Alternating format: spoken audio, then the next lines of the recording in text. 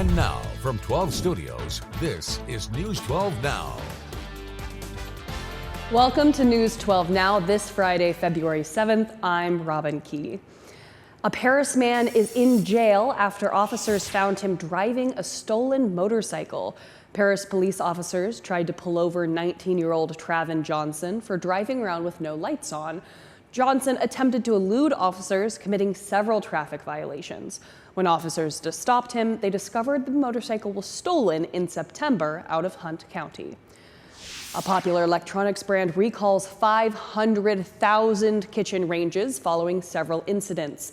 The agency says it has received at least 86 reports of the ranges unintentionally turning on. This has led to more than 28 fires, at least 5 cases of extensive property damage, and at least 3 cases of pets dying due to the fires. The appliance was sold by Best Buy, Costco, Home Depot, Lowe's, and on LG's website from 2015 through January 2025. The brand urges users to keep children and pets away from the range knobs. The U.S. Coast Guard and its Air Force has stepped in to help the search of a small plane missing over Alaska. Officials say 10 people were on board the regional flight operated by Burling Air. There were 9 passengers and 1 pilot. Flight tracking data shows that the plane was about 12 miles offshore when its position was lost. Air searches are limited currently due to poor weather and visibility, so the nearby fire department is searching the ground. The FBI is assisting with technical resources, including working to geolocate cell phones of the plane's passengers. So, Brady, we've also been having our own tricky weather, but more due to how inconsistent it's been. Right, yeah, we've had this front going back and forth. It's made for a lot of foggy mornings this week, including right now. If you take a look outside on our Ada Tower cam up at East Central University, overcast skies yet again. We've been dealing with that a lot this week, but a lot of fog, actually, a lot of extra fog is what I was trying to say. Visibility very low all across Texoma, especially in our Oklahoma counties that are waiting for that front that was stationary over us yesterday, waiting for it to pass back through as a warm front to clear skies out. And you can see it starting to creep in the southeast. Look at Greenville at 70 degrees compared to 51 in Bonham and 46 up in Ada. So the temperatures are trying to swing the other way. It is taking some time, but in the meantime, this afternoon, we are definitely a lot colder than we were yesterday due to that front moving all the way to the south. But the winds are starting to come back out of the south again. They're mostly out of the west right now. Very calm, not much of an issue. But as we go into the evening, with these cloudy skies sticking around, we are going to see the temperatures slowly climb as we go into Saturday. But then we do have a big cold front coming through on Saturday. I'm going to go over the timing of that and what you can expect for Super Bowl Sunday when I return. Authorities are still searching for a man possibly armed and dangerous in Atoka County. Online records show Jay Goodwin has an outstanding warrant for stalking, domestic violence, and threatening to perform acts of violence. The Atoka County Sheriff's Office says an OHP Special Operations team tried to take him into custody at his home north of Atoka on Wednesday, but he was not there.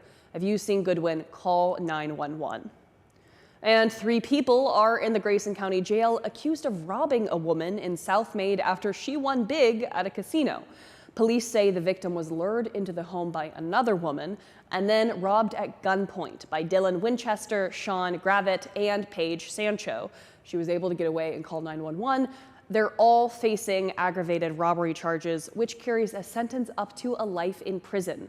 South Maid police say a 4th suspect is still on the loose. School vouchers are now one step closer to becoming law after the bill passed in the Senate Wednesday night. Mitchell Richardson spoke with 2 lawmakers with very different views about the plan. It's a priority for the governor, lieutenant governor, and some lawmakers here. Here's what the school voucher legislation that passed the Senate last night would entail. $10,000 for private school students, $11,500 for private school students with disabilities, $2,000 for homeschooled students, and $2,500 for homeschooled students with disabilities. Anyone could apply for the program.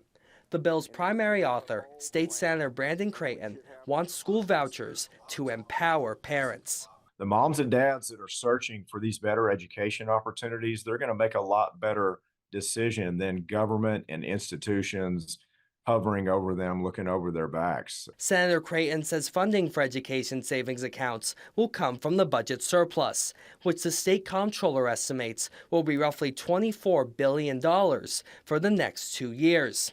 The price of vouchers are expected to rise over the upcoming fiscal years from $1 billion in 2027 to nearly $4.6 billion in 2030.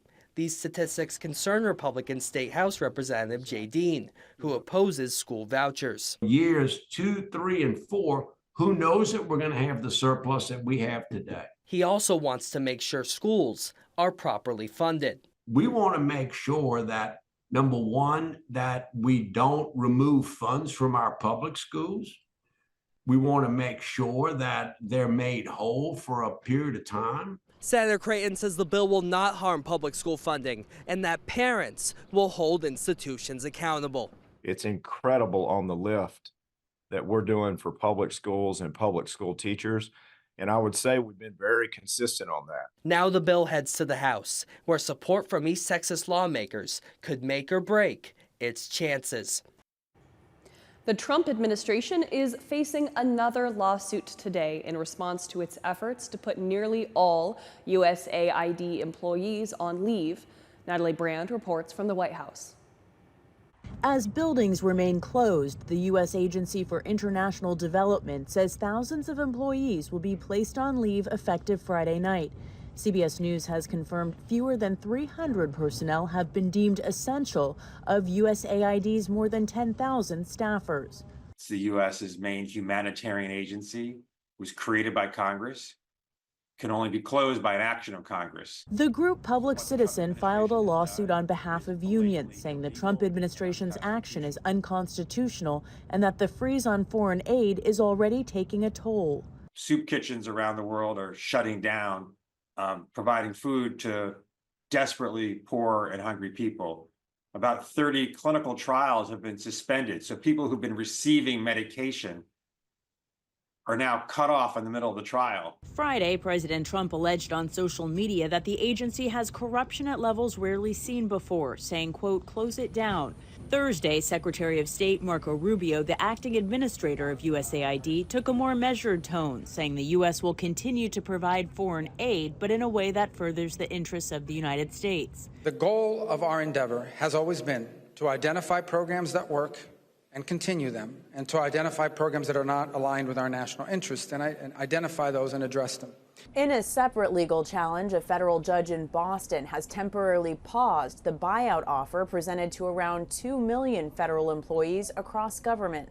The case will be back in court on Monday. For now, the Trump administration says it's extending the deadline and workers will have until midnight Monday to accept the deferred resignation offer. Natalie Brand, CBS News, the White House. The first Friday in February marks National Wear Red Day, a day to raise awareness about the leading cause of death for women in the U.S. Stephanie Stahl has one woman's story of survival and what she wants others to know about heart disease. Robin Eaton wants women to trust their gut when it comes to their heart. I started having intense pain in my chest. My arms were tingly and my back hurt. In November 2023, the 46-year-old called 911. Responding paramedics said her vitals and EKG were normal and she wasn't having a heart attack, so she didn't go to the hospital. Later, the pain got more intense and she headed to the emergency room. It was very, very scary because all of a sudden, the room is just filled with doctors and nurses. While a typical heart attack is caused by heavy plaque buildup in the arteries, Robin experienced a less common type that disproportionately affects women, spontaneous coronary artery dissection, or SCAD. It's actually bleeding inside the artery wall, sort of like a bruise inside the artery. And that bruise can get so big that it blocks blood flow. When the heart is not getting enough blood flow, there can be damage. Dr. Harmony Reynolds at NYU Langone Health wants other women to follow Robin's example. When there's chest discomfort or another symptom that you think might be heart attack, and it's going on for 10 or 15 minutes or more, we need to call 911 and get to a hospital. I just run a 5K the week before. I was the healthiest I've been in years. You know your body best. She's sharing her story as part of the American Heart Association's Go Red for Women movement and says she's maintaining a healthy lifestyle to continue healing. Stephanie Stahl, CBS News.